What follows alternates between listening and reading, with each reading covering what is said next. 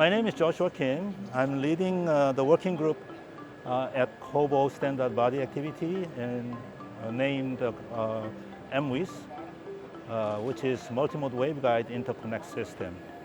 In MWIS, we are discussing about how to replace the copper traces, which is bumpy and lossy, with embedded optical waveguide like this.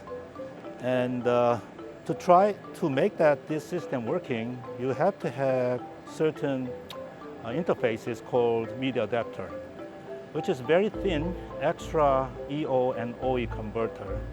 And that's been wire bonded, optical wire bonded to connect each other, and then placed down on the surface to the PC board, which has already optical multi-mode waveguide embedded. You can see that the wire bonding, optical wire bonding coming out from VCSEL to that small optical lens system.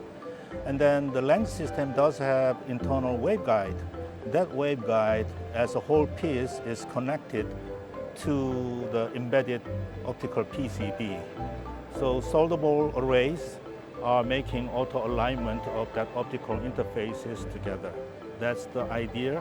And embedded optical waveguide has been discussed so much, until now, but I think now is the time that we have to, the industry ecosystem come together and work together to address the imminent power and bandwidth issues.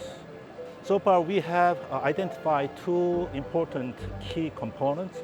One is media adapter, which is, again, very thin and low power consume product to convert electrical domain to optical domain. And the other is optical waveguide embedded in the PCB. That's the key components that we have to work on, but the problem is how to align with that. That's another focusing point that we have to study. So industry now is seeking after co-packaged optics or near-packaged optics. That's all interfaced with the fiber. Now we are talking about embedded waveguide that could remove that fiber so that you could shrink down your overall package sizes. That means you can squeeze down your copper traces. For example, CPO cases, they use XSR, which is 10 dB allowed. But now, using MWIS, it's going to be less than 1 dB, which could give you the result of 0.7 picojoule per bit for 100 gig cases. So it's huge amount of power savings. That means lowered optical and electrical power consumption.